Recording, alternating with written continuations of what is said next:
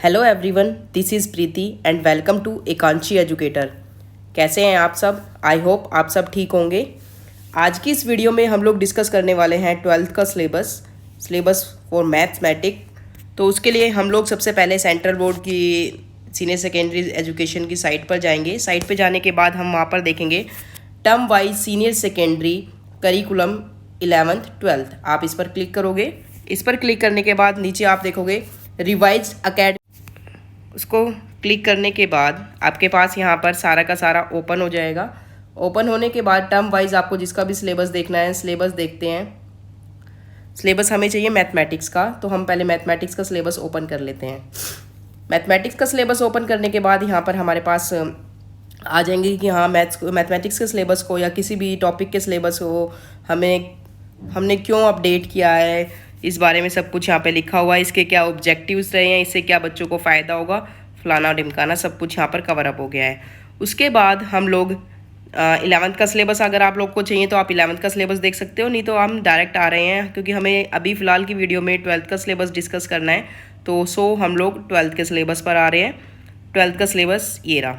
12th का syllabus है class 12 mathematics 2021 to 2022 term 1। आपका पेपर एक पेपर होगा क्योंकि जैसे कि टर्म्स में डिवाइड हुए हैं, तो आपका एक पेपर में भी हेल्ड इन नवंबर और दिसंबर, और दूसरा पेपर जो होगा वो आपका मार्च और अप्रैल में होगा। That's will be depend on the situations. So अभी हम देख लेते हैं कि फर्स्ट टर्म में कितनी यूनिट्स आएंगी। फर्स्ट टर्म में जो हमारी यूनिट्स आएंगी, फर्स्ट यूनिट है आपकी relation and function, second unit है आपकी एल्जेब्रा, थर्ड यूनिट है आपकी कैलकुलस एंड फोर्थ यूनिट है आपकी linear programming. Relation and function आपका 8 मार्क्स का आएगा, एल्जेब्रा 10 मार्क्स का आएगा, कैलकुलस 17 मार्क्स का आएगा और लीनियर प्रोग्रामिंग आपका 5 मार्क्स का आएगा। तो टोटल आपका 40 मार्क्स का पेपर आएगा, जिसमें सारे के सारे ऑब्जेक्टिव टाइप क्वेश्चंस होंगे। अभी मैं आगे डिस्कस करूंगी कि ऑब्जेक्टिव टाइप क्वेश्चंस कैसे होते हैं, मतलब उनमें हमें क्या क्या सोल्व करना पड़ेगा। और जैसे पहले इंटरनल असेसमेंट्स आते थे, इंटरनल असेसमेंट्स में आप लोगों का 10 मार्क्स का होगा, तो टोटल मार्क्स होंगे 50 इस बार होगा और 50 नेक्स्ट टर्म में होगा। तो पहले हम लोग देख लेते हैं कि क्वेश्चन में हमारा कौन सा चैप्टर लाई करेगा, मतलब कौन सा चैप्टर रिलेशन एंड फंक्शंस में आएंगे। रिलेशन एंड फंक्शन में हमारे पास फर्स्ट चैप्टर आएगा रिलेशन एंड फंक्शन, जो आपकी बुक का 12th क्लास का फर्स्ट चैप्टर है, जिसमें आपको क्या क्या करना है। उसमें सिर्फ हमें करना है टाइप्स ऑफ रिलेशंस, जिसमें रिफ्लेक्सिव, सिमेट्रिक एंड ट्रांजिटिव आएंगे, and equivalence relation, 1 to 1 and onto functions. जो सिलेबस सीबीएसई ने लास्ट ईयर अपडेट किया था, उसी सिलेबस को लेते हुए चले हैं ये फर्स्ट चैप्टर के लिए। 1.1 एंड 1.2 1.1 एंड 1.2 आपको करना है, 1.3 एंड 4 आपके सिलेबस में नहीं है। फिर आता है सेकंड चैप्टर जो रिलेशन एंड फंक्शन में आता है। Second chapter is inverse trigonometry. Inverse trigonometry functions में भी हमें वही सेम सिलेबस करना है जो लास्ट ईयर अपडेट हुआ था। डेफिनेशंस करनी है, रेंज एंड डोमेन करनी है, एंड प्रिंसिपल वैल्यू ब्रांचेस करनी है। फिर आता है एल्जेब्रा। ये आपका सेकंड चैप्टर है। सेकंड चैप्टर आपको पूरा का पूरा वहाँ पर आएगा। फिर आता है एल्जेब्रा। एल्जेब्रा में हमारे चैप्टर कौन कौन से आ रहे हैं? मैट्रिसेस आ रहा है, डिटर्मिनेंट आ रहा है। मैट्रिसेस और डिटर्मिनेंट आपका एल्जेब्रा के अंदर आएगा। एल्जेब्रा में मैट्रिसेस आपके बुक का फर्स्ट पार्ट का थर्ड चैप्टर है, जिसमें हमें पढ़ना क्या क्या है। मैट्रिक्स की जो वीडियोस है मैं ऑलरेडी अपलोड कर चुकी हूँ, जिसमें हमने 3.2 till 3.2 तक का सिलेबस कर लिया है। अभी कॉन्सेप्ट है, मैट्रिक्स का कॉन्सेप्ट है, नोटेशन है, ऑर्डर है, इक्वलिटी है, टाइप्स ऑफ मैट्रिसेस है, zero and identity matrix. Okay, यहाँ तक हम लोग कर चुके हैं। हम लोग एडिशन, मल्टीप्लिकेशन विथ स्केलर ये भी कर चुके हैं। अभी जो हम लोग स्टार्ट करेंगे transpose of matrix, symmetric and skew symmetric and operations on matrices. Matrices के ऊपर ऑपरेशंस कैसे अप्लाई करते हैं वो हम यहाँ पर अभी करेंगे। नेक्स्ट इसी में ही आता है आपका non commutative property of multiplication of matrices, ये भी हम ऑलरेडी कर चुके हैं। और इन्वर्टिबल मैट्रिसेस का कंसेप्ट अभी आगे हम करेंगे। तो मैट्रिसेस में 3.1, 3.2, 3.3 एंड 3.2 में सिर्फ कंसेप्ट करना है, आपको क्वेश्चंस नहीं करने हैं। उसके बाद आपका आता है डिटर्मिनेंट। डिटर्मिनेंट में determinant of A square matrix first 2/2 and 3/3, क्योंकि डिटर्मिनेंट तो हम कितने का भी निकाल सकते हैं, 2/2, 3/3, 4/4, जितनी भी स्क्वायर मैट्रिक्स होंगे हम उन सब का डिटर्मिनेंट निकाल सकते हैं, लेकिन आपके सिलेबस में सिर्फ 2/2 एंड 3/3 है। माइनर एंड कोफैक्टर्स करने हैं। Application of determinant in finding the area of triangles, ये करना है। एडजॉइंट एंड इनवर्स करना है। Solving the system of linear equation in 2 और 3 variables having unique solution using inverse of matrices. कहने का मतलब है हमें 4.1 करना है, 4.3 करना है, 4.4 करना है, 4.5 तक करना है। मतलब सिर्फ इस वाले चैप्टर में हमें 4.2 एक्सक्लूड करना है, बाकी सारा का सारा पूरा का पूरा चैप्टर इसमें आने वाला है। फिर हमारा आता है कैलकुलस। कैलकुलस में हमारे पास आता है चैप्टर कौन कौन सा आ रहा है, पहले कैलकुलस में वो देख लेते हैं। चैप्टर आएगा आपका क्वांटिटी एंड डिफरेंशिएबिलिटी, जो आपकी बुक का 5th चैप्टर है, फर्स्ट पार्ट का 5th चैप्टर है। ओके, जो आपका डिटर्मिनेंट था वो आपका 4th चैप्टर था। क्वांटिटी एंड डिफरेंशिएबिलिटी आपका 5th चैप्टर है। 5th चैप्टर में हम लोग करने वाले हैं quantity and differentiability, first exercise, derivative of composite function, chain rule, derivative of inverse trigonometric function, derivative of implicit function and concept of the exponential and the logarithm functions. Derivative of log functions, exponential function, log differentiation, derivative of functions expressed in the parametric form and second order derivative। कहने का मतलब ये है कि हमें सिर्फ हमें ये पूरा चैप्टर करना है, बट जो लास्ट में रोल्स थ्योरम्स और लैग्रेंजेस मीन वैल्यू थ्योरम थी, जो लास्ट ईयर भी एक्सक्लूड थी, वो यहाँ पर नहीं करना है। फिर आता है आपका एप्लीकेशन ऑफ डेरिवेटिव, ये आपका 6th चैप्टर है। फर्स्ट जो पार्ट है हमारा, फर्स्ट पार्ट का ये आपका 6th चैप्टर है। 6th चैप्टर में हमें करना है, फर्स्ट एक्सरसाइज नहीं करनी है।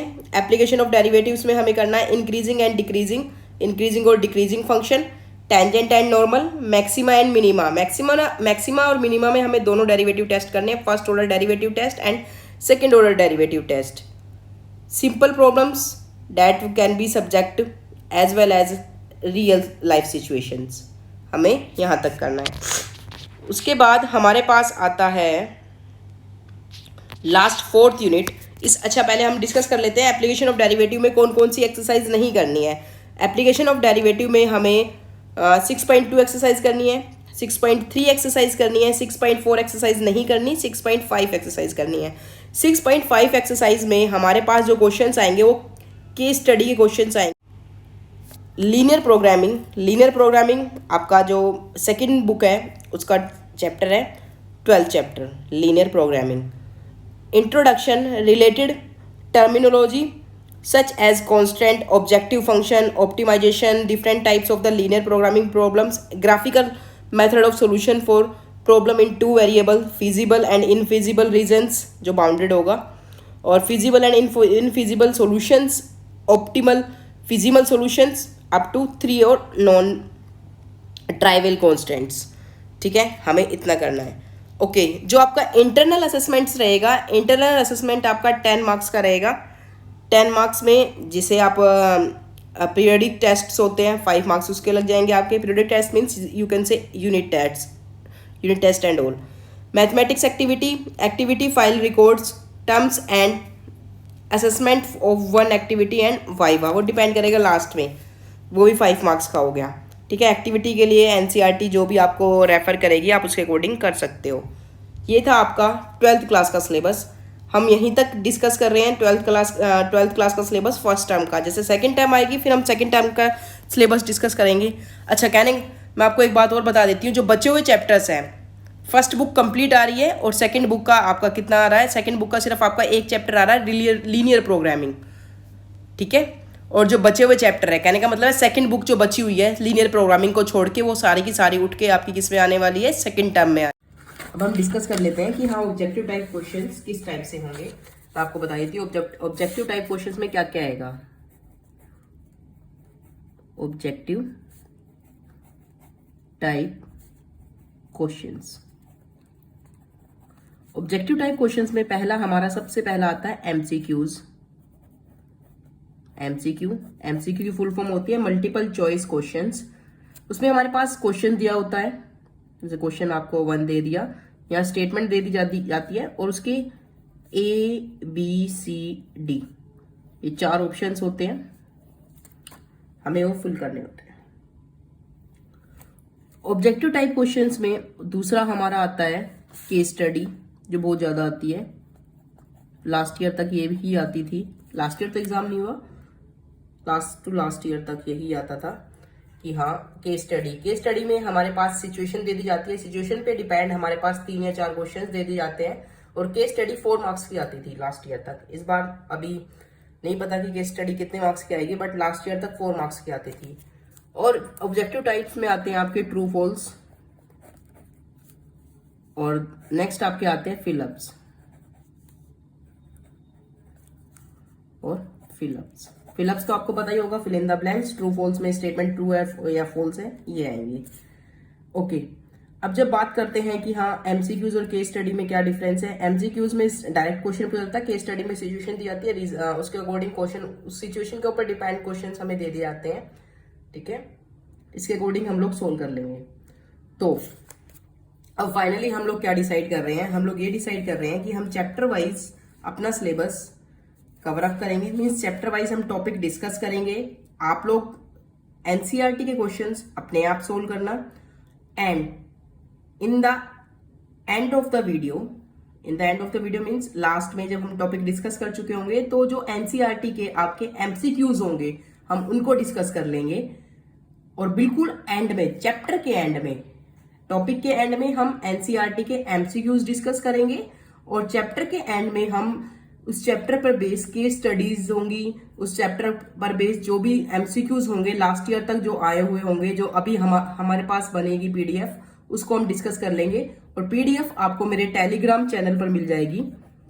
टेलीग्राम चैनल मेरा है एकांशी एजुकेटर।